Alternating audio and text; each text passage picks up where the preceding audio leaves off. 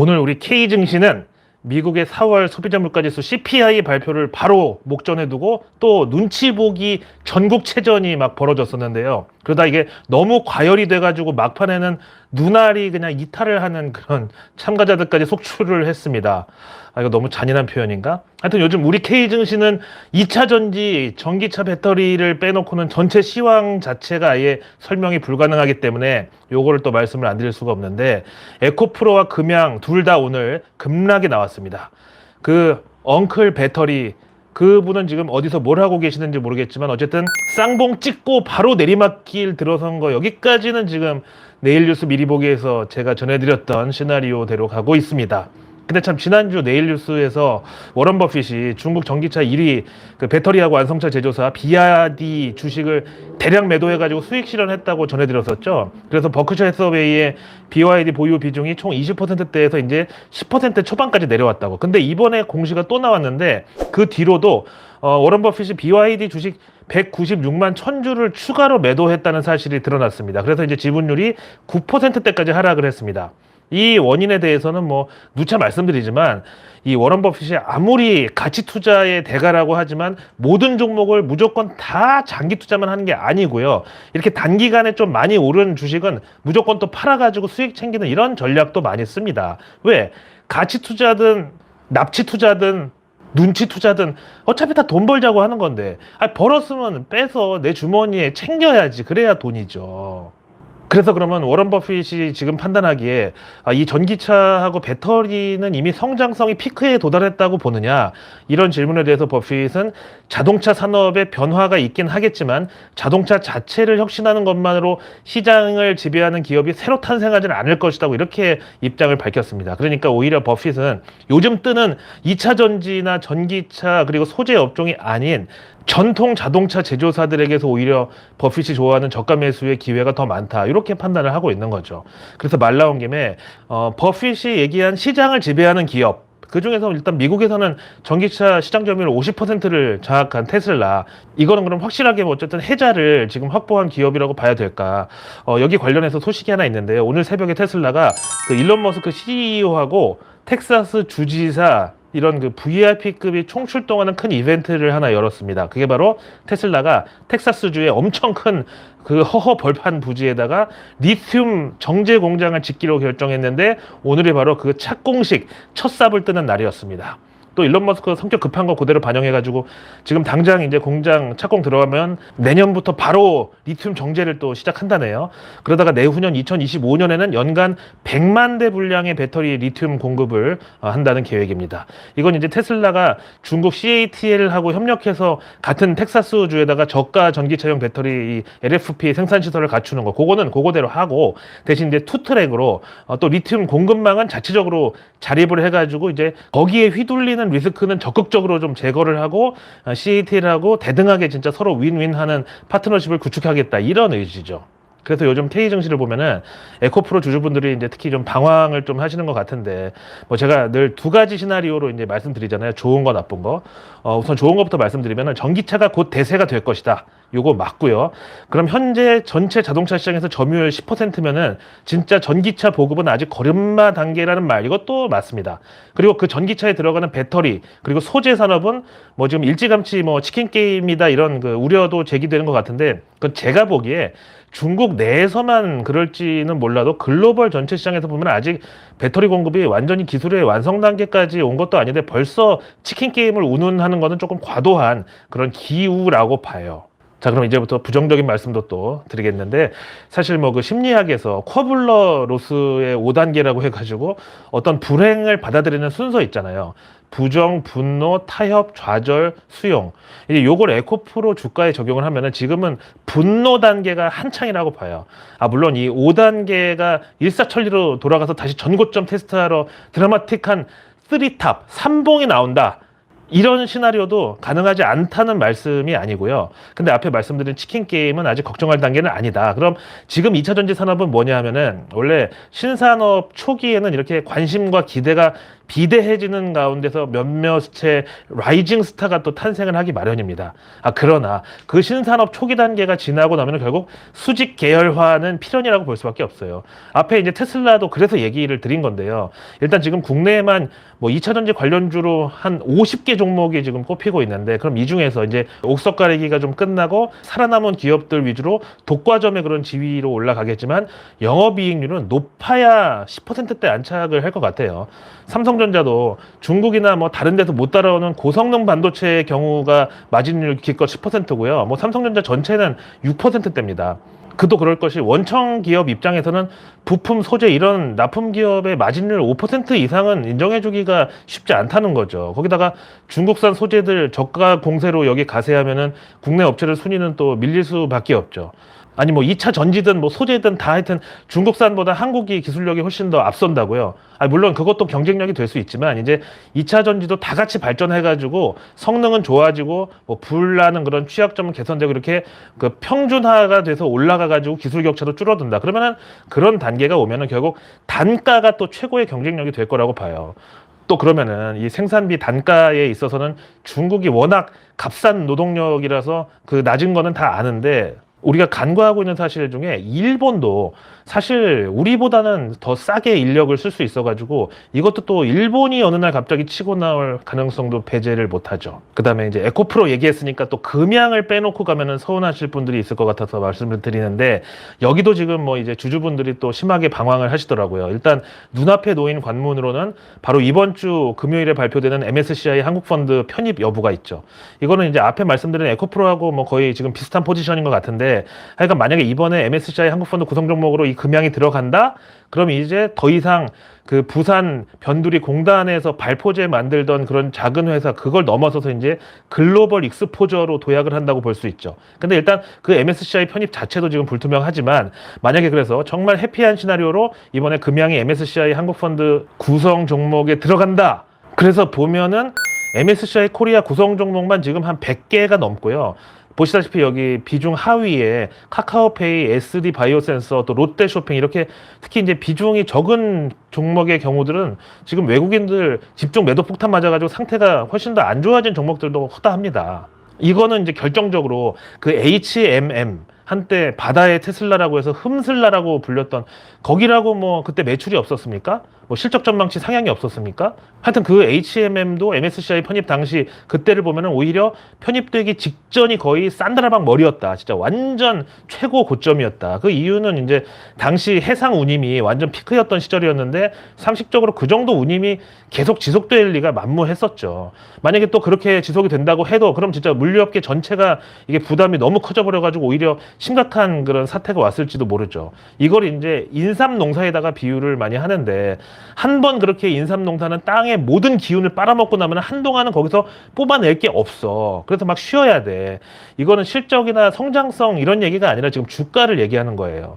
차트상으로 보세요 한번. 이미 인삼 두 뿌리가 그냥 진짜 큼지막하게 지금 솟아 있잖아. 근데 물론 여기서 최대치로 정말 한 뿌리 정도를 더 뽑아낼 수 있다고 치자고요. 그러면 그때는 정말 그 뒤로 오랫동안 그 땅 쉬어야 돼요. 어쩌면 반영구적으로 못 쓸 수도 있어. 자, 그리고 또 어제 이제 국회에서 이번 CFD 주가 조작 사건을 계기로 해서 금융당국의 정보 수집 분석 기능을 강화하는 안을 마련해가지고 금융증권범죄 수사 기능 대폭 확대한다고 진짜 진지하게 시장에 경고를 날렸습니다. 이 중에서 저는 제일 조금 심상치 않다고 느껴지는 대목이 바로 금융감독원으로 하여금 이제 유튜브나 풍문까지 정보 수집 분석을 하도록 관련 인력을 보강한다는 이건데요.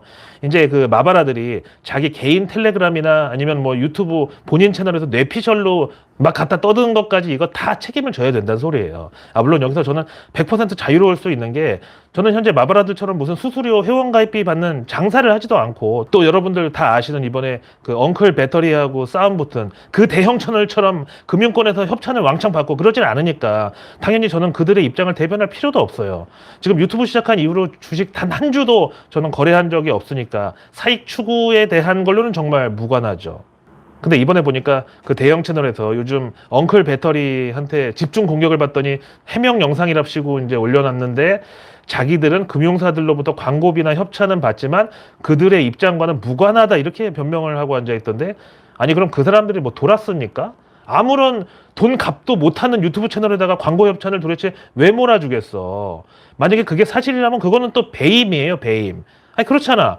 최근 판례 보면은 계열사 지원으로 손해가 나도 그거 배임이라고 나왔는데 거기다가 그 대형 채널 지금 뭐 상장 준비하는데 상장 주관사가 자기들 이득을 위해서 그 상장 흥행시키려고 그걸로 광고비 지출하고 그걸 이제 비용 처리하는데 그 비용이 자기네 업무랑 관련이 없는 돈의 성격이라고 그러면은 그것도 경영진이 또 책임을 져야죠. 런하 반갑습니다. 이제 오늘 밤에 CPI, 내일 밤에 PPI. 그러니까 오늘 밤에 소비자 물가지수 먼저 나오고 내일 생산자 물가지수 나오고. 근데 과연 연준의 금리 인상은 이제 끝이 난 건가? 그러면 이제 또 사람의 욕심이라는 게 금리 인상 여기서 멈춘 것까지는 좋고 그럼 언제 다시 금리를 내려줄 건가? 지금 이렇게 5.25% 금리는 너무 벅차다. 이렇게 또 금리 인상 더 안 하는 거에 이제는 만족을 못하고 다시 금리를 더 떨어뜨려 주기를 바라는 게 또 사람의 마음인데 근데 간밤에 연준 내 서열 3위 넘버 3 그 뉴욕 연은 총재가 우리 금리 인상 끝났다고 누가 그래? 뭣도 모르면 좀 가만히 있어. 원래 통화 정책에는 레깅 이런 시차가 발생하기 때문에 일단 우리가 기다리고 있는 거지 금리 인상 우리가 끝난 게 아니야. 이렇게 강경 발언을 내뱉었습니다. 이걸 이제 월가에서는 당장 이 CPI부터 계속 여러 가지 지표들이 나올 텐데 하여튼 연준은 아직도 조금이라도 꼬투리를 잡아서 어떻게든 시장을 조질 생각에 여념이 없구나. 이런 인상을 받았다는 거죠. 이 말 한마디에 현재 패드워치상 다음 6월 14일 FOMC에서 연준이 추가 금리 인상을 단행할 확률이 단숨에 20% 위로 뛰어 올랐습니다. 이거 이제 어제 말씀드렸던 당시에 17% 정도 됐었는데 거기서 이제 앞자리가 1에서 2로 바뀐 거죠. 근데 이게 정말 일주일 전만 해도 확률이 빵이었다니까요. 반면에 금리 동결 가능성은 이제 70%대로 확실히 좀 떨어졌습니다. 그러나 여전히 패드워치 상으로는 연준이 올해 9월에 다시 금리 인하로 돌아설 것이라는 기대가 절반 이상을 차지하고 있으니까 지금 분명히 둘 중 하나는 현실 부정 내지는 뭐 정신 승리를 페이크를 하고 있는 거라고 봐야죠. 왜 그런 광경이 있잖아요. 권투 경기에서 마지막 라운드까지 다 마치고 이제 판정 기다릴 때 이미 뭐 관중이나 솔직히 본인들도 누가 이겼는지 뭐 대충 뻔히 다 알겠지만 그래도 판정 결과 발표될 때까지는 서로 자기가 이겼다고 막 허공에다 막 펀치 막 하고 막 관객들한테 막 손 흔들고 막 V자 막 하고 막 이거 하고 막 진짜 그 1분도 안 되는 그 사이 동안에도 그렇게 뺑기를 쓰잖아요. 여기에 대해서 JP모간의 수석투자 전략가 마르코 콜라노빅은 현재 월가 유동성 중독자들이 연준 금리 인하를 무슨 어린아이가 산타클로스 선물 기다리듯이 그렇게 기대하고 앉아있는데 이거 정말로 유아적인 발상이라고 대차게 깠습니다. 일단 연준의 최근 발언이나 지난 FOMC 성명서 어디를 봐도 금리 인하의 기미조차 비치지를 않고 있는데 또 만약 이런 상황에서도 연준이 깜짝 금리 인하를 만약에 한다면 경기 침체 혹은 금융시장에 심각한 위기가 발생했다는 증거라고. 근데 그걸 지금 일부 시장 참여자들이 눈 가리고 그냥 아웅하듯이 금리 인하만 무조건 오면 좋겠다고 기다리는 게 본인이 봤을 때는 기가 막히는 상황이라는 얘기죠. 그러면서 채권 시장과 주식 시장 그리고 연준의 스탠스 간에 이렇게 격차가 계속 지속이 되면은 결국 주식 시장에만 타격이 가해질 것이다 라면서 차라리 현재 연준의 입장에서는 경기 침체를 아예 고려조차 안 하고 있다. 그래서 금리 인하 가능성을 철저하게 선을 걷는 거다. 요거를 증시의 상승 재료로 써먹는 게 낫지 않겠냐 이런 분석입니다. 다음 이제 오늘 새벽에 실적 발표한 기업들 중에서 페이팔. 진짜 여기는 지난 그 서학개미 운동 한창일 때 그 또 대형 채널에서 심영래 닮은 양반이 이 페이팔은 정말 위대한 기업이라고 언제 사도 늦지 않는다고 미친 듯이 정말 약 팔아댔잖아요. 그러면서 또 구실로 됐던 게 독보적인 기술 그리고 우리 생활 주변에 늘 있는 그런 기업이라고 심지어 미국에서는 온라인 결제뿐만 아니라 비정규직들 일당이나 주급 같은 것도 전부 이 페이팔로 주고받는다고 난리 쳤었잖아요. 근데 주가는 이제 보시다시피 지금 비참하기 이를 데 없는 수준까지 내려왔죠. 그 양반이 그때 연락에 약 팔 때 주가 $300 위에 있었는데 지금은 $65. 거기다가 이제 이번 실적 발표 당일에도 뭐 실적 자체도 안 좋았지만 가이던스까지 실망스럽게 나와가지고 투자자들이 여기서 뭐가 더 떨어질 게 있다고 정말 10%대 이런 투매로 대응을 했습니다. 뭐 여기까지는 외신 찾아보면 이제 우리나라 언론들이 블룸버그나 그 CNBC 같은 거 우라카이를 워낙 많이 하니까 다 볼 수 있는 내용인데 사실 요 페이팔의 투매가 쏟아진 배경에는 요 사실이 있는데 정작 요거를 언급을 안 하더라고요. 그러니까 페이팔이 향후 가이던스 실적 전망을 바짝 몸을 낮춰서 엎드린 데는 다른 이유가 있습니다. 이 페이팔의 최대의 장점이 바로 은행권 송금이라는 기존의 경계를 이제 허물었다는 거. 심지어 거기에는 국경조차 의미가 없어가지고 진짜 한국 사람들이 미국에서 일한 급여나 수수료 받을 때도 이 페이팔로 다 가능하거든요. 근데 이번에 미국 그 연방준비제도 이사회, 그러니까 우리가 맨날 입이 닳도록 그 얘기하는 그 연준이 페드나우라는 플랫폼을 런칭한다고 그래요. 이게 이제 작년부터 계속 도입한다 뭐 얘기는 있어 왔었던 건데 드디어 오는 7월 달에 출시한다고 날짜가 잡혔어요. 당장 그래서 5월 달부터 사용자 인증을 받기 시작한다고 그렇습니다. 이 페드나우의 장점이라고 하면 당연히 24시간 즉시 송금 결제가 가능하고 또 금융기관 간의 청산 지연 문제도 없이 그냥 실시간으로 이것도 다 커버한대요. 이게 근데 이제 정말 획기적이라고 불릴 만한 게 뭐냐면은 뭐 페이팔의 경우도 그렇고 국내 그 온라인 뭐 결제 송금 이것도 다 마찬가지인데 사실 하루에도 정말 수천만 건 수억 건씩 우리로 치면 KB에서 신한은행으로 이렇게 보내는 금액, 그럼 또 그 신한은행에서 우리은행으로 보내는 금액, 이런 거래들이 이제 수도 없이 많은데 이걸 이제 하루에 한 번 딱 일정한 시간에 플러스 마이너스 이제 이 계산해가지고 청산을 하는 그런 방식이거든요. 근데 이번에 나오는 페드나우는 그것조차 실시간이라는 얘기예요. 진짜 엄청난 핀테크 기술 바탕으로 한 거고, 은행들은 그럼 당연히 이 페드나우 도입에 적극적일 수밖에 없을 거 아니에요. 그래서 심지어는 이게 달러 맛 스테이블 코인이다, 혹은 미국이 달러 패권을 유지하기 위해서 어쩌면 가장 완벽한 CBDC를 선수치는 개념으로 이번에 도입을 하는 거다, 이런 평가가 쏟아지고 있습니다. 그런 차원에서 우리 한국은행 CBDC 그 디지털 통화도 만약에 도입이 된다고 하면은 당연히 금융사들 간의 플랫폼 구축이 먼저일 텐데, 그런 과정에서 분명히 그러면은 기존 결제 시스템 이쪽은 수수료가 떨어질 수밖에 없습니다. 자, 오늘의 외국계 리포트는 UBS가 글로벌 반도체 섹터에 대해서 이제 드디어 공급 과잉에 빼앗긴 드레도 봄은 오는가, 이런 주제로 분석을 했는데, 일단 현재까지는 메모리 반도체는 물론이고 비메모리 반도체 이쪽도 예년 1분기 대비해서 매출이 약한 편이고, 그러면서 하반기에는 분명히 회복세가 시작될 것으로 본다. 근데 그 증거가 이번 2분기에 일단 매출이 1분기 대비 3% 정도 증가하는 식으로 이렇게 이제 회복 사이클이 시작된다는 걸로 기대를 하고, 또 요즘 AI 인공지능 그리고 챗 GPT 이런 쪽의 붐을 고려하면은 미국 메모리 반도체 업체들 중에서는 AMD, 엔비디아, 마이크론, 다음에 클라우드하고 인프라 쪽은 마블 테크놀로지 그리고 브로드컴까지, 그리고 글로벌리 전체로 보면은 삼성전자, 삼성전기, SK하이닉스, TSMC가 꼽혔고, 그 다음으로는 이제 ASML 그리고 혼하이, 미디어텍 이런 기업들을 수혜주로 꼽고 있습니다. 다음 이제 HSBC가 카카오페이에 대해서 또 까는 보고서를 냈는데요. 너무 과도한 마케팅이 오히려 역효과를 낳았다고, 그래서 최근에 이제 카카오페이가 증권, 보험 등 사업 확장 과정에서 시너지보다는 비용만 증가하고 있고, 또 그럼에도 카카오페이가 경쟁사들과 특별히 차별화할 전략은 사실상 부재하다고, 그래서 투자 의견 매도에다가 목표가로 29,200원 제시했습니다. 오늘 아까 57,000원이던데 이 정도면 거의 절반가량 목표가를 후려쳤으니까 이거는 정말 마음 놓고 마음 편하게 대놓고, 그러니까 주가 반토막 날 때까지 그냥 쭉 공매도 쳐도 좋다, 이런 또 소리 같죠. 그리고 또 골드만삭스도 이 카카오페이에 대해서 앞에 말씀드린 페이팔 실적에서 가이던스 우려 나왔던 그런 것처럼 해외 진출에 있어서 경쟁도 심화되고, 심지어 여기 이제 연준이라는 큰 고래가 정말 연못에 풍덩 뛰어들게 생겼는데, 이런 점에서 이제 카카오페이 투자 의견 매도에다가 목표가 38,000원 골드만삭스에서는 콜했습니다. 다음 네이버에 대해서는 우선 HSBC가 목표가를 기존 24만 원에서 오늘 25만 원으로 상향하고 투자 의견을 매수로, 다음 CLSA 증권은 투자 의견을 시장 수익률 하회에서 시장 수익률 상회로 2단계나 올리고 네이버 목표가 25만 원 콜했습니다. 반면에 크레딧 스위스는 네이버가 실적 호조가 이번에 나오긴 했지만 그거보다 주가가 최근에 조금 급하게 오른 감이 없지 않다고 목표가를 기존 26만 원에서 오늘 25만 2천 원으로 내리고, 대신 네이버 투자 의견은 아웃퍼폼을 그대로 유지했습니다.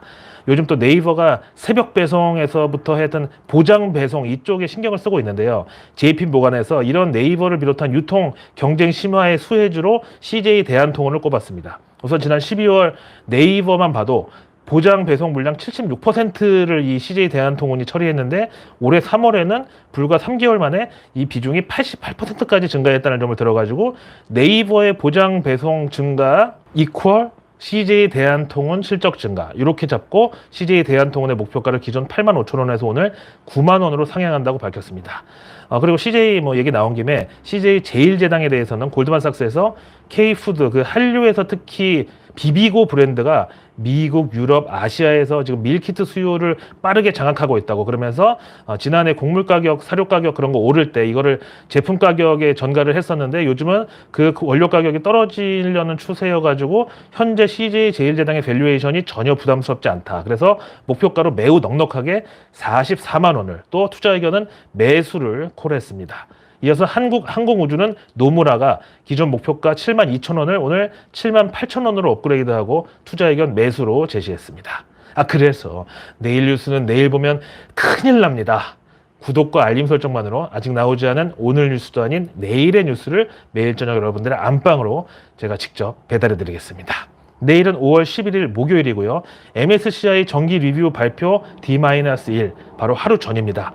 일단 이번에 MSCI 코리아 펀드 편입이 사실상 확정된 종목은 한화 에어로스페이스 그리고 코스모 신소재 그리고 KT까지 다음에 이제 세모 약간 아리까리는 현재 에코프로하고 금양인데 부정적인 쪽으로 지금 편입 안 되는 쪽으로 기울고 있죠. 하지만 이게 전화 위복이 저는 될 수도 있다고 봅니다. 자, 이어서 정부 일정 보시죠.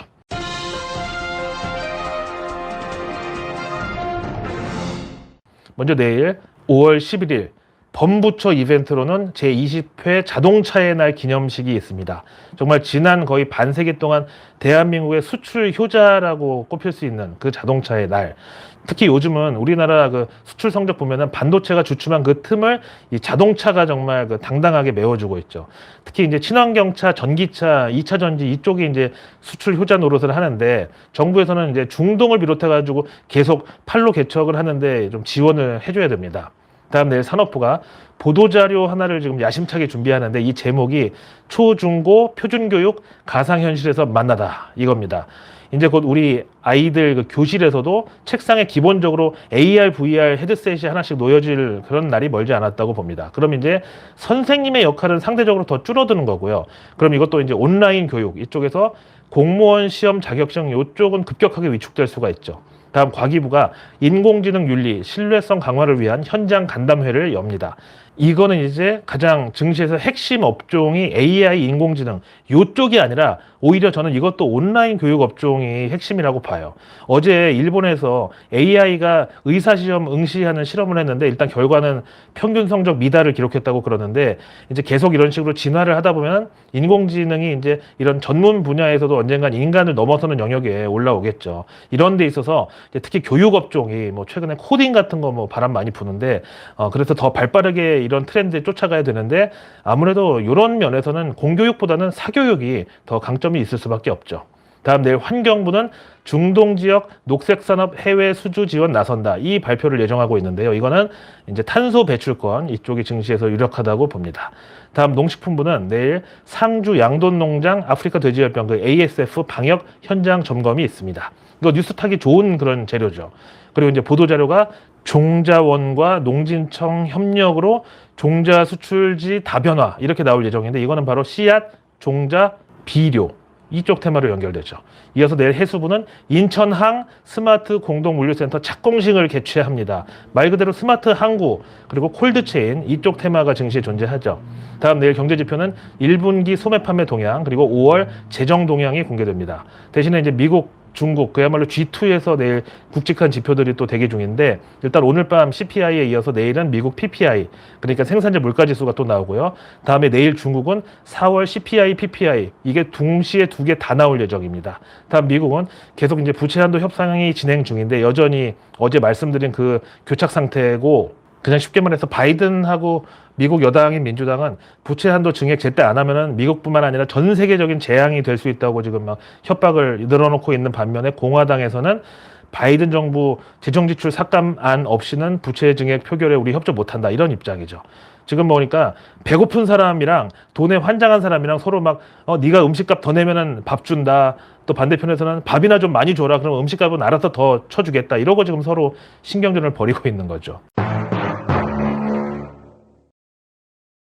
다음 내일 실적 발표 기업들은 K 증시에서 먼저 LG, LGU+, W게임즈, 컴투스, NHN, KTNG, 넷마블, 한국가스공사, 삼성증권, KT, 롯데쇼핑, 네오위즈, 지역 난방공사, SM, 한원시스템, 롯데케미칼, 서울반도체, 펄어비스 이렇게 실적 발표 앞두고 있고요. 다음 미국에서는 중국판 아마존이라고 할 수 있는 징둥닷컴, 그게 미국 상장명이 JD.com인데 이거 실적이 공개되고요. 다음에 예티라고 아웃도어 용품 판매사인데 특히 여기 아이스박스는 캠핑 용품계의 다이슨이라고 부르죠. 다이소가 아니고.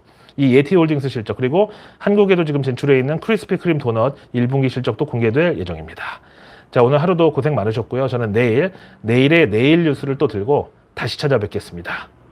고맙습니다.